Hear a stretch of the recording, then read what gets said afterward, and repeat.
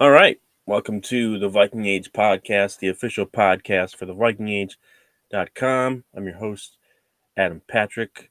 I'm the editor for the Viking Age, where we cover the Minnesota Vikings. And I am also joined by my co host, Chris Schad, who writes for us here at the Viking Age, as well as zone coverage.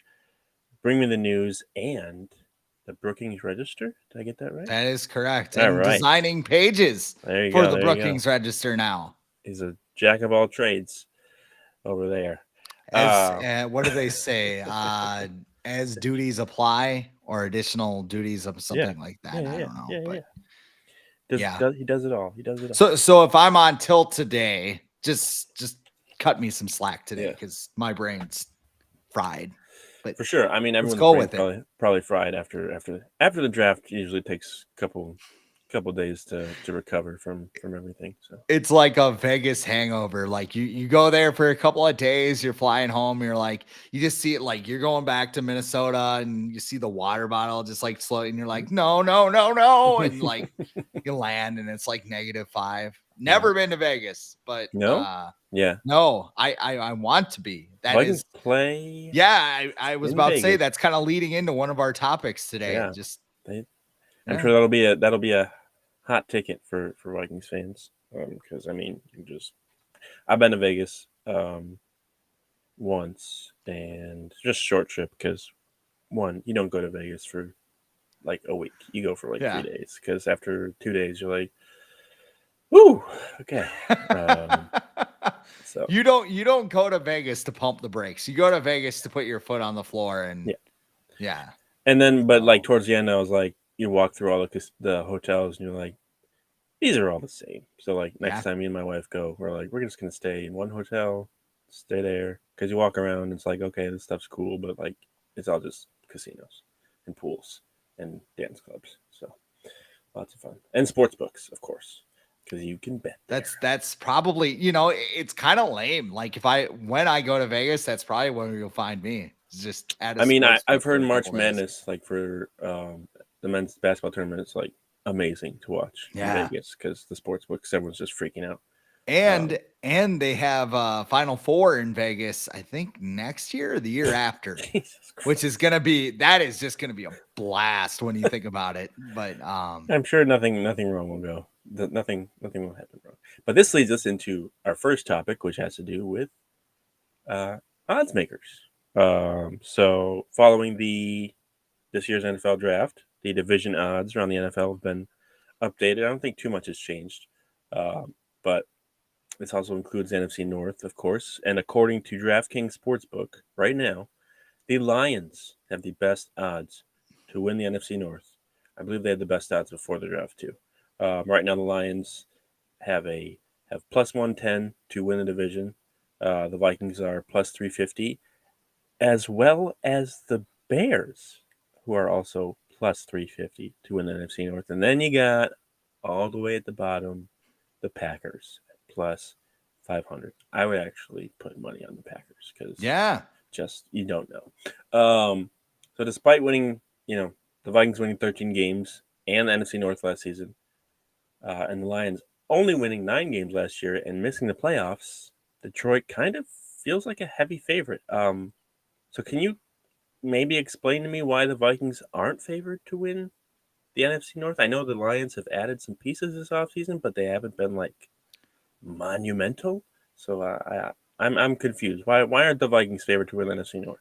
I think a lot of it is recency bias. I think the last time that we saw the Vikings, they were getting stomped by the Giants in that playoff game. Not really stomped, but their defense did. The Giants did what they wanted in that game, basically. And that's why Daniel Jones is making $40 million a year now after throwing 15 touchdowns last season.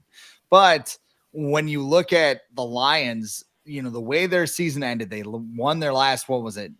I don't think they won their last 9 games. But they went on like one, I want to say like 1-4, 1-5. And then they just caught fire. Yeah, then they won. Like most of the games. That last game was on national TV. So, I mean, that game probably sticks in the brains of people making these odds. And then they see like some of the moves that they made. The draft wasn't as like And they would have made the sexy when it playoffs, I comes to think, if positional value. I think they would have made the playoffs if the Seahawks lost, if I remember correctly. So Yeah, that was the thing. Like there was this big conspiracy theory that some kind of missed field goal. I don't really remember. I was deciding pages in my own threshold of hell. Yeah. But that was the thing. Dan Campbell's like, well, they're not going either. And by the way, like, you pointed this out to me, and I gotta give you credit for it. Dan Campbell coming out of Texas A&M was a 10.0 RAS score from like 1987 to 1990. Now he got surpassed quickly because the tight end position has obviously changed. Yeah. But that just blew my mind that Dan Campbell is basically like a Terminator in football terms. And then, you know, what do you run, like a 4.58 40? Well, that was like one of the worst things he did. Like it was like bench press or anything. I just envisioned Dan Campbell throwing on his Walkman, putting like fuel on cassette, and like just at the beginning workout, just like, give me fuel, give me fire, give me that one to the side. And he's like, well, yeah, man, we're gonna effing do this. We're gonna, you know, I'm gonna like 500. He definitely had some, just like he definitely had some corn and some Godsmack in his headphones playing. What the hell is wrong with this guy? He won't stop. Like, dude, that's enough bench. No, man, give me fuel. Give me fuel. Was he born with a goatee? I think he just came out of the womb. He just popped out of the womb with a goatee. Yeah. And a venti in each hand. Yeah. It wasn't even invented yet. They're like, what are those giant coffees in his hand? Yep. And he could talk. Yeah. That's the other. He's like, don't worry about it, man. Just like slammed his ventis and off he went. So do you think, like, even by the odds makers, do you think the Lions should be favored going in the next season? Before I went on my tangent, this is what I was going to get to, because I think the division as of right now, we don't know what the Packers are. The Bears, I think their odds are way too high right now. I just think there's another year before that rebuild starts to bear fruit in the standings. Oh, they got DJ Moore. They got DJ Moore, which is a upgrade on what they had. Yeah. You know, I think looking back at the last couple of games the Lions played at the Vikings, ever since Dan Campbell took over, I think they had to get that bomb from Greg Joseph at the horn expired where Kirk Cousins and Mike Zimmer were going to have a street fight on the sideline. That was the first time they played Dan Campbell. The second time, Dan Campbell beat them when Cameron Dantzler was playing 10 yards off the end zone in the final play of the game. Ed Donatel defense before Ed Donatel showed up. Then last year, the Vikings had to come back from 2 14-point deficit at a game I attended. And then you go to Detroit, you basically get your ass handed to you. So I think that, Detroit's had the Vikings number. And if we're going on who's going to win the division based on the head-to-head, Detroit's been a real problem for the Vikings. So I don't blame anybody who thinks that Detroit is still a favorite in the NFC over the Vikings. Yeah, that's just 2 games. I mean, the Vikings could lose those 2 games and they could still win 13 But games. the Vikings also have a more difficult schedule than the Lions do. For sure. Because of that first place schedule, the Lions are a second place? I mean, it's still difficult, but still. Yeah, the Lions are going to have a tougher schedule too, because they finished in second. I think the year before they finished last because they won like 3 or 4 games. Mm-hmm. So they're going to have a tougher schedule as well. They're going to have to play teams like they're going to have a tougher schedule. They're going to have to play teams like the Giants and the Seahawks. And the Falcons. But yeah, I think, I know this is odds makers, and the goal is to make money for the people in Vegas, or I guess it's not just Vegas anymore, because you can bet in a lot of places, including Minnesota. Can you bet in Minnesota? No, we haven't learned our lesson. Like, it's like yet. South Dakota. South Dakota can't either. What about North Dakota? Nope. No. Iowa can. Wisconsin doesn't allow it. Illinois allows it. Yeah, I was gonna say Illinois, so you can go to Chicago. But still got to go to the dark web to do it. But the goal, not that I would ever do anything like that. If you're watching, the goal for odds makers is always to make money. So people are gonna see this line, or they're gonna see the Vikings line probably and be like, plus 350. I'm throwing money down on that because those odds are way too high. So I think that's part of the thing here. The thing that probably surprised me the most, it's not even the Lions being favored. It's the Bears having the same odds as the Vikings. So are the Bears either going to be that much better, or the Vikings going to be that much worse? Because I feel like the Vikings lost players this offseason, but the players that they lost were like Adam Thielen, Eric Kendricks, Patrick Peterson, all these guys that are like they've got like maybe 2 or 3 years left in the NFL. They're shoulder shrugs. Yeah, it's Like, not you like look at all the guys they lost, you're just like, oh, I guess Patrick Peterson signed with it. Oh, I guess Adam Thielen. yeah, Oh, Eric Kendricks. they replaced them all Okay. with younger, faster guys, especially Adam Thielen. He just got replaced by a first round pick. Um, Dalvin Cook's probably gone, but was he that much of a difference maker for the Vikings last year? He ran for what, over 1,000 yards or whatever. So 1,100, yeah. But can the Vikings rush for what he did with the guys that have left? Yeah, I think they can. Justin Jefferson's still going to be there. T.J. Hawkinson's still going to be there. Their defense should be better because you can't get really any worse than what they were last year. And do you know who else they have? Kirk freaking Cousins. Yeah. Or excuse me, Kirk frickin' Cousins. In his second year in the offense. Yes. That actually does mean something because and people probably bring this up about the Lions when they talk about Jared Goff. They're like, oh, Ben Johnson's coming back. Jared Goff gets to be in his offense again. So why does he get the benefit of the doubt and not Kirk Cousins? Because I'm pretty sure, I know we're not like the biggest fans of Kirk Cousins on this show or other people, but he's better than Jared Goff. Like that's not a debate. He's better than Jared Goff. But my last question on this is just, how surprised would you be if the Bears finished with a better record than the Vikings? I would be shocked if the Bears. Okay. Like, unless it was like the Vikings just, like, Justin Jefferson gets hurt, Kirk Cousins, like, he would have to get hurt, right? Kirk Cousins would have to get hurt. Kirk would have to get hurt. Jefferson, like, multiple players would have to get hurt. Yeah. And like Jaron Hall would be a dumpster fire behind center. Yeah. Jordan Addison never shows up to a training camp practice or something. Yeah. Kevin O'Connell forgets how to coach. Like, he just he hits his head really hard during training camp and he just has amnesia. Like, he thinks he's like a world-class baker instead of a football coach. But like, I'm just Flores saying, flop.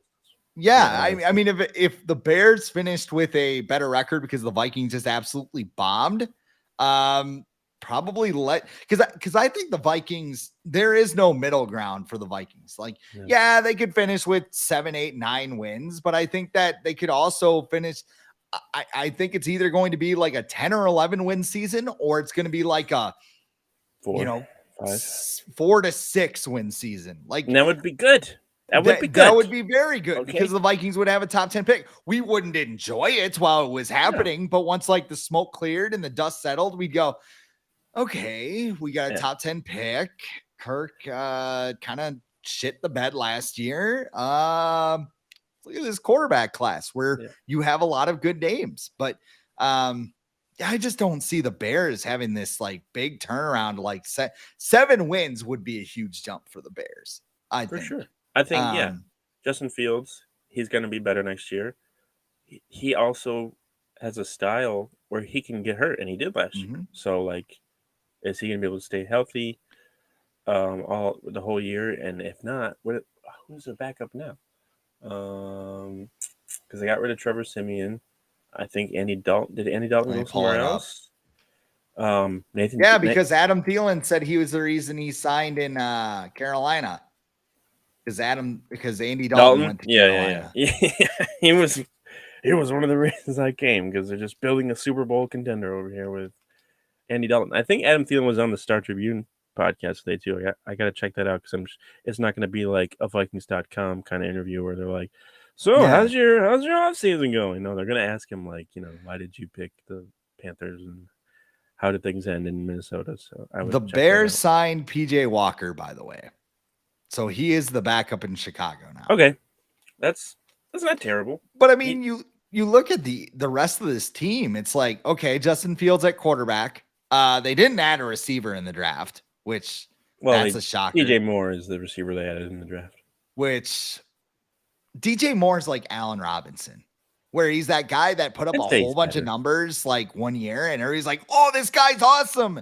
And then like, he just gets stuck with shit quarterback after shit Yeah. quarterback. And like, he just gets that benefit of the doubt. Well, it's the quarterback. Like Allen Robinson went to LA last year and Matthew Stafford was hurt and they were playing Baker Mayfield. And what is he supposed to do? He's like the Kirk Cousins of wide receivers. So now he's in Pittsburgh. He's with Kenny Pickett. And when that fails, Well, I also enjoy how the Bears are adding a bunch of receivers when they have a running quarterback. Yeah. So like that's like the Lamar Jackson thing where people don't want to play with him because he runs, but Roshan Johnson, though. I know they signed Deonta Foreman, which that just seems like it's a the flash kid from in the Texas. pan. Yeah. But Rashawn Johnson, I want to say he's like Ramondre Stevenson if he could catch.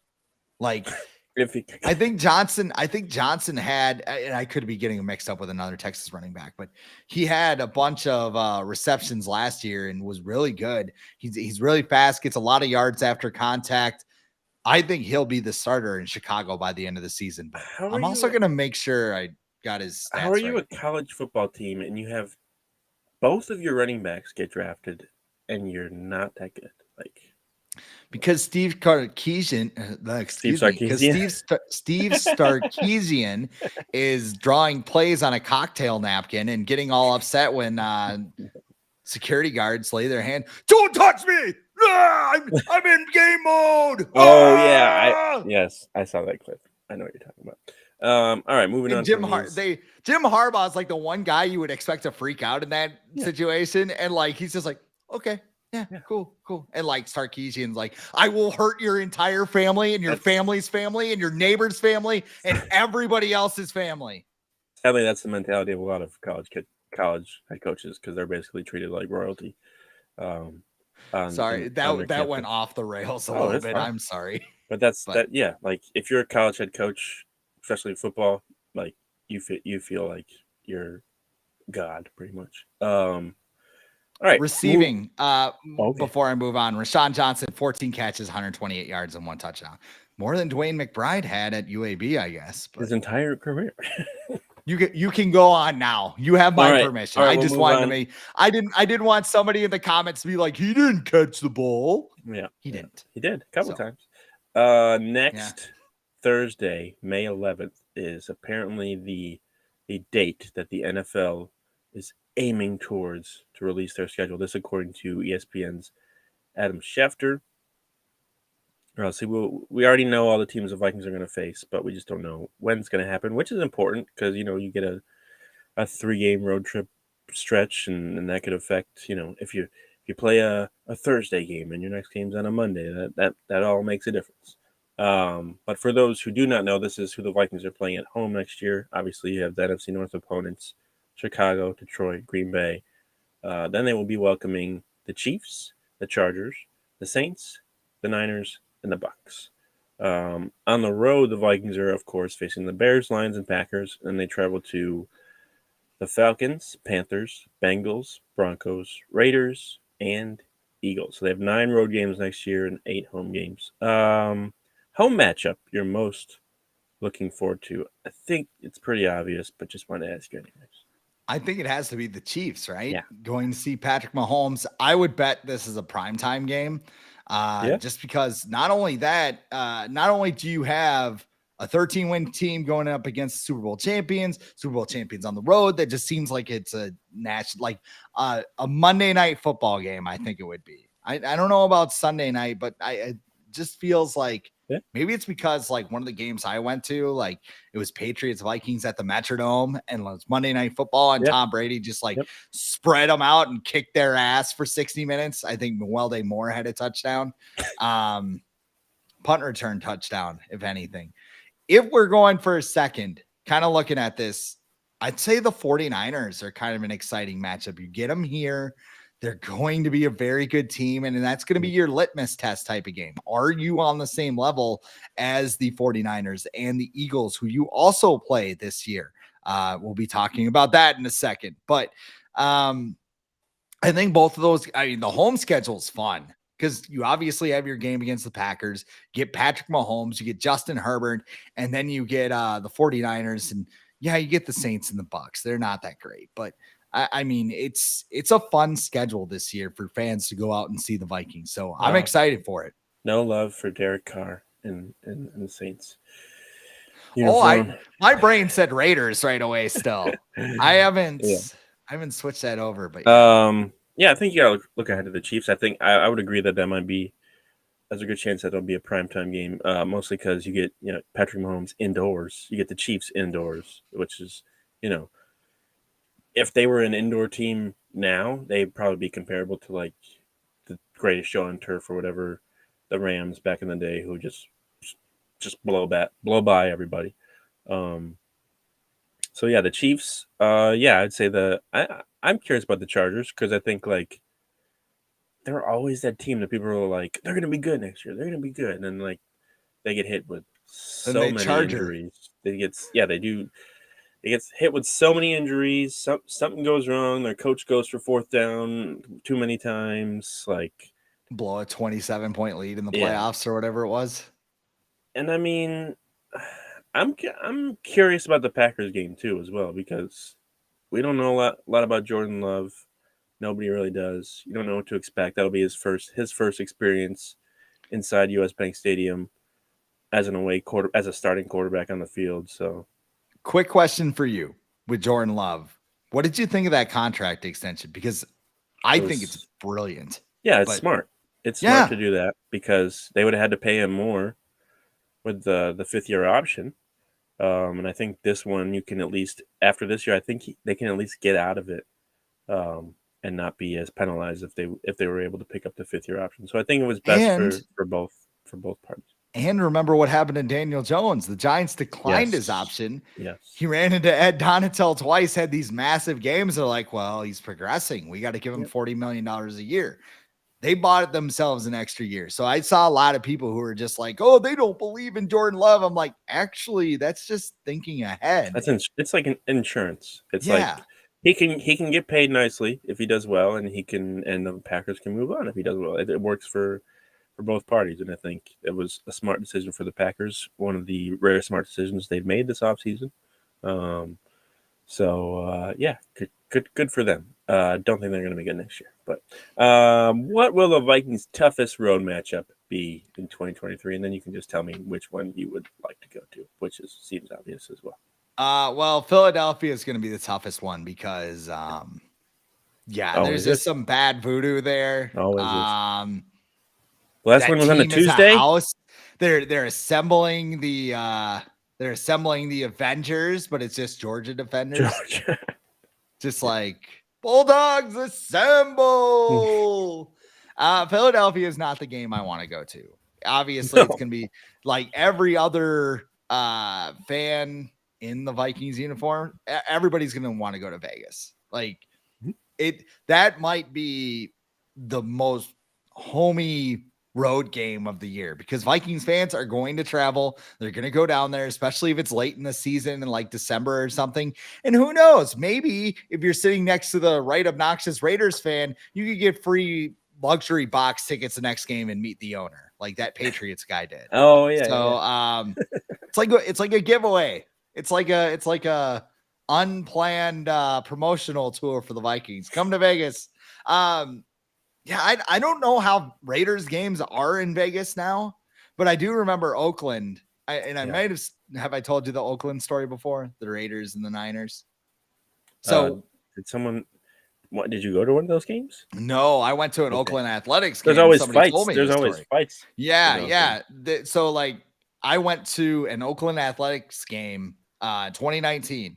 Twins Athletics. Good for you giving that franchise some money.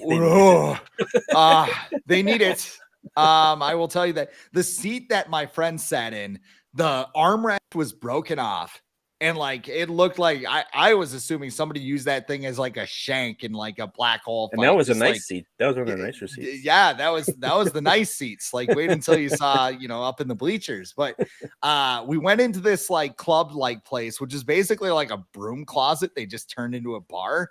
And this guy was like, he was an ex-cop and he was telling us this story.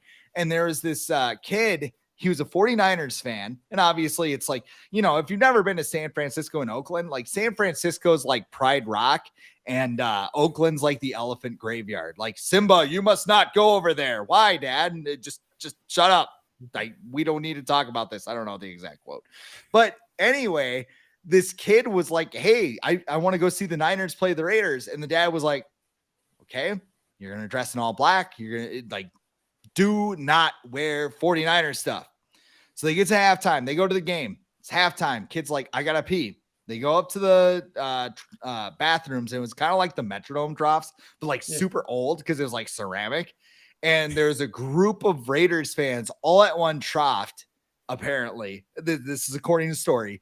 And the kid went up, and there was just a bloody, beaten 49ers fan stuffed into the trough. And the Raiders fans were taking care of their halftime business in that trough. So I don't know if it's like toned down in Sit Vegas. behind the Vikings bench if you go to the yeah. Just look for the purple. Look for a lot of, and like that black hole thing. I would not venture in there. Just look for the purple. They can't beat all of us up. There's not enough room in the trough. Like a Dodgers fan get put in a coma, or a Giants fan get put in a coma. Yeah, he got what. I mean, sometimes too, those just don't be a dick when you go to another stadium. For sure, that's the other thing. But also some fans are just dumb. Like, they can't handle alcohol. And Baseball Fight Club is my favorite account to follow on Twitter because it's normally just drunk ass Dodger fans just throwing haymakers at each other, whether at Dodger Stadium or somewhere else in Major League Baseball. But I think be cool. Go ahead. No, sorry for stepping on you again, but I mean, just be cool with the other team's fans. I mean, it's fun to have a beer with random teams' fans and just enjoy the game.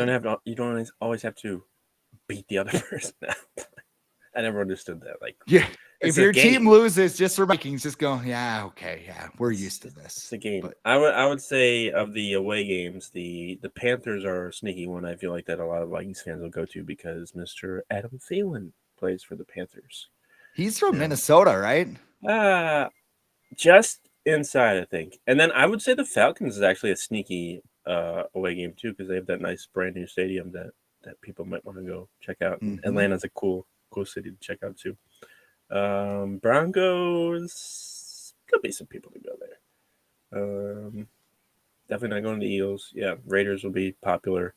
Packers will be popular. Maybe some might actually. This might be the year where people want to go to the Lions game, because it might actually be a good game. So that'd be interesting to see too. Ford Field's a pretty nice stadium too. So I mean, it's the nicest.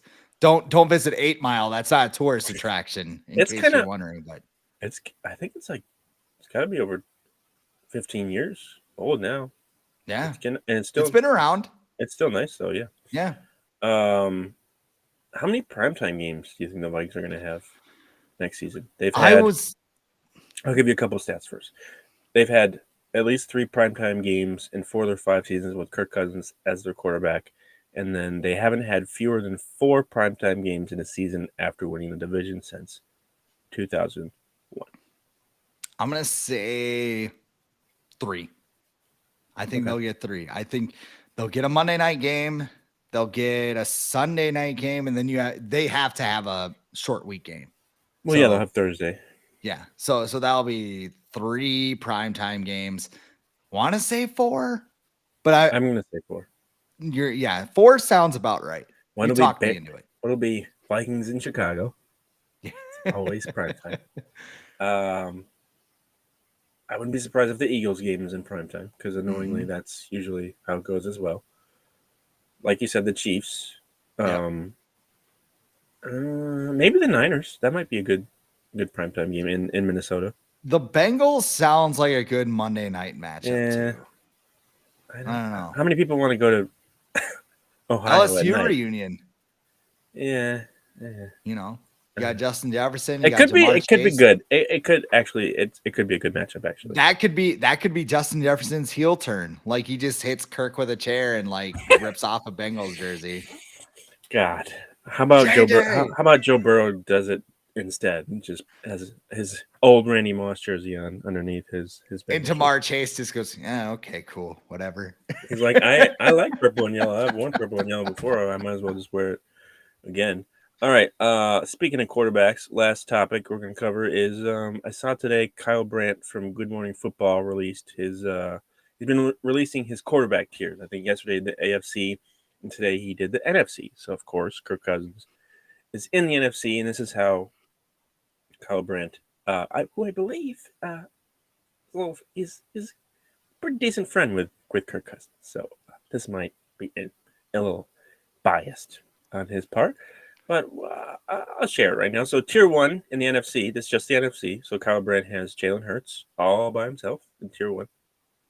Tier two is Dak Prescott, Matthew Stafford, and Kirk Cousins. Kirk Cousins is in tier two of the NFC. In tier three, he has Derek Carr, Jared Goff, Geno Smith. Tier four, he has Daniel Jones, Kyler Murray, and Justin Fields. Tier five, he has Baker Mayfield. I remember that Baker Mayfield was in the NFC while reading this. Brock Purdy is also in tier five. That's the only two quarterbacks in tier five. Tier six, he has Jordan Love, Desmond Ritter, and Sam Howell. And tier seven, I'm guessing just because he just doesn't know what to expect from him, is Bryce Young of the Panthers. So, is Kirk Cousins in the correct spot in these tiers? I feel like Jordan Love's like at the bottom of the Mortal Kombat ladder, where it's just like he just starts and you have to like beat everybody up. Yeah, that sort of thing. But Kirk Cousins in tier two, according to where he has him, yeah, sure. If you're gonna put Jalen Hurts in his own tier, I mean, I don't think he's worse than any of the quarterbacks below him listed. I think he's, you could make an argument he's the best quarterback in that second tier. But the NFC has like no quarterbacks right now. They don't have, like, look at the AFC. It's like, oh my God. Like, they just got more. Yeah, that's like Infinity War if we're going with Avengers things. I'm not doing the Star Wars thing, by the way, guys. It's not my thing. No. That's why I'm wearing my rock shirt. I do have my Air Forces on. There you so go. The Force is with me, but not in that way. No, I mean, I think Kirk, you could make an argument Kirk's the second best quarterback in the NFC, but I hate saying it this way. It's almost big fish, small pond. I was watching PFT this morning and they flashed his stats. I'm like, God, those are good stats. It's like, why can't he like figure it out? Like find a way to chuck the ball. And I know like some people will be like, oh, well, the offensive line sucked and they gave up pressure and Justin Jefferson was double teamed. Like the good quarterbacks in this league find a way to somehow give the receiver a chance to make that play. So, and I mean, if they short arm, I'll get back to that. If he short arms that, everybody understands. He goes, we talk about this on every episode. It is. It's the last play we saw. And it's the play that everybody like defend. Like, well, you see, like nothing else mattered. It's like the Wild in the regular season. It's like they win like all these games and whatever, and then they get to the playoffs and they piss down their leg. Did you see? That's what Kirk Cousins did. I don't care how he performed the other 59 minutes and 45 seconds, wherever the hell it was. That play, the Vikings needed Kirk Cousins, and it was, well, a little risky there. Did you see someone posted a Jaron Hall clip from when he had a 4th and 8 and he chucked a 30-yard bomb and got a first down? I know the circumstances were much different. It wasn't like the last play of the game and everything, but still, 4th and 8. I was like, oh, interesting. Yeah. I would agree that Kirk Cousins is in the correct spot. He's not. I don't think he's the best quarterback in the NFC. I don't think he's the worst. I think he's above the average. I would say, yeah, he's in the right spot because, like you said, like there's not a lot of good quarterbacks in the NFC. Like there's a lot of them are in the Kirk Cousins zone where it's like they're good enough, but are they going to take you to the top? Now Matthew Stafford did. He did help lead the Rams to the Super Bowl. He was hurt last year, and I'm sure that had a lot to do with his play. Can other players move up in this tier? Will other players fall? Yeah, that's going to happen. The thing with Jalen Hurts being by himself, like I feel like people might be a little too high on him after just 1 year of being successful. He did really well last year. I will give him that credit. But go out and do that again against a much tougher schedule. People are going to be going after you a lot more next year. Like, go out and do that again. Like, to put him at the top by himself, I also don't know who else you would put him with in tier 1. So that's part of the problem as well too. Is there anyone on this tier that should be moved up or down? I mean, not to mine. I mean, Justin Fields is in tier 4. Should he be above? Let's see. Tier 3 is Derek Carr, Jared Goff, Geno Smith. Should Justin Fields be higher than them? I don't think so. No. Like everybody on the bottom, they kind of just got to prove it. Brock Purdy, he's tier 5. Brock Baker Mayfield. Brock's like in that unknown tier though because of his elbow. Like, is he just? And he played 6 games. He didn't play a lot. Is he just going to show up and like noodle arm everything now? Is it just totally going to be gone? Like, that's going to be really interesting to see how that turns out. But, yeah. I mean, I guess I don't have too many complaints with this list. How about you? I would put Derek Carr lower. I could see Geno Smith falling during the season. I would probably move, just because I think he's going to progress. I would probably put Justin Fields in tier 3. Daniel Jones. Ed Donatel has him as his one-on-one. If Daniel Jones had a different head coach, he would not be in tier 4. He also wouldn't have gotten the contract that he wouldn't be making $40 million. Baker Mayfield is just weird. Did the Bucs draft a quarterback? No. That's why. Okay, so why they want to be the worst team in the league. They want Caleb Williams. That's why they didn't draft him. If you think teams were tanking for Victor Wembanyama in the NBA, like wait till you see the NFL next year, where teams are just like Marvin Harrison Jr., Caleb Williams, Drake May. But a lot of the teams that are going to be bad next year are also just drafted quarterbacks. So it's going to be like the Texans. I guess they can't get the number 1 pick because they traded that to the Cardinals. Or you look at a team like the Colts, they just got Anthony Richardson. Are they going to draft quarterback next year? Probably not. I'm trying to think who the teams that are going to be bad. If the Browns are bad, they Cardinals. Have Deshaun Watson. The Cardinals have projected their first 2 picks. I've seen the Cardinals taking a quarterback with number 1, but I'm like, okay, what are they doing with Kyler Murray? You just signed him this monster extension. You're just gonna be like, nah. So do you draft a quarterback and sit him for a year? Like what? I don't know. It's gonna be. I would say the Bucs are probably the team to watch. That it really seems like they're like, we're not gonna try. We're gonna try for a top pick. So, like Tom Brady's gone, we're good. We can just start over. They'll probably have a new head coach. They'll get their new quarterback. They'll probably have a bunch of cap space. So, like, what they're doing, is probably pretty smart, actually. Yeah, that's it on these tiers. I think they're okay. They're okay. I think, like they're mid. There's not. Now, I haven't seen the AFC. I'm sure the AFC was a lot tougher to figure out. Yeah. Like, you got Josh Allen, Joe Burrow, Patrick Mahomes, Justin Herbert, Aaron Rodgers, Lamar Jackson. Who else? Aaron Rodgers. Yeah, I said Aaron Rodgers. Trevor Lawrence. Oh, sorry. I think Trevor Lawrence actually responded to the tiers today. It was like, you don't play. The games aren't played on paper because I think he was putting like the 7th tier or something, and he was like, "What?" Which I thought he looked good, at least end of it last year. I think he'll be better with Doug Peterson, but that'll do it for us today. Next week we will. There was some stuff to talk about with the Vikings, like some player. They went to OTAs this week. Justin Jefferson wasn't there. Everyone's freaking out. No, it doesn't matter. He's probably just doing his own thing because they're voluntary. Yeah. Kirk Cousins was there. He said he wanted to stay in Minnesota. Blah blah blah. We already knew that. Brian O'Neill talked. Seems like his rehab's going well. Lewis Seen, positives on him. Sounds like I think some players said like he doesn't even look like he's injured, which is great. Now he just has to figure out how to be a starter. And And yeah, not a whole lot to come out of Vikings. I feel like that's part of the Kevin O'Connell regime, like change. Like the drama is way less than it has been in the past. Like nothing gets out. There's nothing really to be like, like what we don't talk about stuff that happens in the facilities. Really, we talk about these quarterback tiers or like stuff that other people say about the Vikings. It's not really like in the past with Zimmer. I felt like it was more stuff to come out of the actual locker room.